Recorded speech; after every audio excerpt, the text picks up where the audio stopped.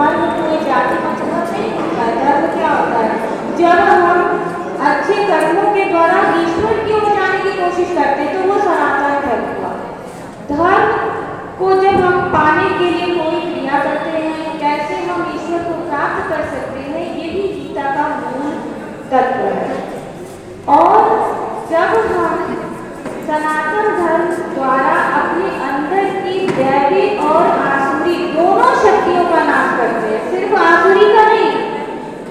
आसुरी शक्तियां क्या होती है? अहंकार होता है, घमंड होता है, ईर्ष्या होती है, द्वेष होता है, क्रोध होता है, इस तरह की चीजें आसुरी शक्ति कहलाती है। लेकिन हमारे अंदर कुछ चीजें ऐसी होती है जिनको दैवी शक्ति मानते हैं, जिनको मानते हैं कि हाँ ये चीजें बहुत अच्छी है, हमारे अंदर बहुत ज्यादा ज्ञान है। लेकिन ये दोनों चीजों का अंत करके जब हम निष्काम रूप से किसी कार्य को करने की कोशिश करते हैं, निष्काम का मतलब हमारे अंदर कोई भी कामना नहीं रहती है, हम भूल जाते हैं कि इसका जो कर्म हम कर रहे हैं वो कोई लाभ है या कोई हानि है। मेरे ख्याल से इस चीज को आपने समझा होगा कि दैवी और आसुरी शक्ति का अंत का मतलब क्या हुआ? मैं जो कार्य कर रहा हूँ वो मेरे लिए लाभप्रद है या हानिप्रद है, ऐसा ना सोच करके सिर्फ ये सोच करके काम करना कि मैं जो कुछ भी कर रहा हूँ वो ईश्वर का कहा हुआ है, मेरा खुद का नहीं है, मेरा जन्म यहाँ पर हुआ है, मुझे जो आदेश मिल रहा है मैं उस हिसाब से अपने काम को कर रहा हूँ, मैं अपने कर्मों को कर रहा हूँ, जो विधाता ने लिखा था उसे कर रहा हूँ। और उसे करते हुए किसी भी प्रकार के फल की चिंता ना करना निष्काम कर्म योग है। और यही गीता का सबसे बड़ा सार है।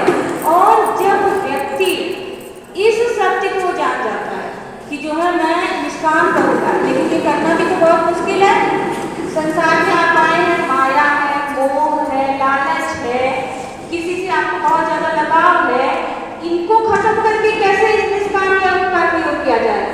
तो इसीलिए कृष्ण जी ने बताया कि जब मैं यानी कि ईश्वर आपको धरती पर भेजता है तो आपकी आत्मा को एक नश्वर शरीर में डालता है जो कभी ना कभी खत्म हो जाएगा। संसार में ऐसा कुछ भी नहीं है जो खत्म ना हो, सभी का नाश होना है, चाहे वो मनुष्य हो, चाहे पशु हो, चाहे वस्तु हो, कोई भी चीज हो, सभी का नाश होना है।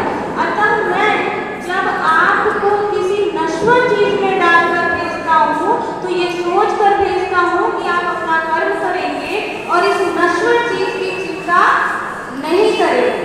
आप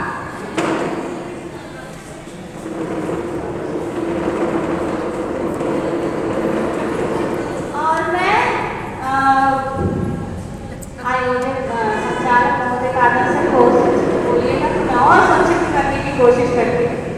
तो मैं ये कह रही थी कि जब व्यक्ति जन्म लेता है, आत्मा शाश्वत है, वो कभी खत्म नहीं होने वाली, और शरीर नश्वर, जब हम इस शरीर का संसार में होने वाले सभी चीजों का उसको त्याग देते हैं और ये भूल जाते हैं कि मेरे सामने जो चीज पड़ी हुई है, मैं ये नहीं कहूँगी कि अर्जुन ने क्या कहा, कृष्ण जी ने क्या कहा, मैं ये सिर्फ कहना चाहती हूँ कि गीता ने जिस काम करके उनकी बात की गई है उसका मेन मकसद यही है कि हमारा नश्वर शरीर, हमारे सामने पर पड़ी हुई हर नश्वर चीज के प्रति अपना लगाव त्याग करके, अपने हानि और लाभ को भूल करके, जब हम ईश्वर की प्राप्ति या ईश्वर की प्राप्ति कैसे, ऐसे नहीं कि हमने संन्यास ले लिया, संन्यास ले लिया तो आपने अपना कर्म ही छोड़ दिया, कर्म करते हुए सन्यासी का जीवन जीना शुरू कर देते हैं,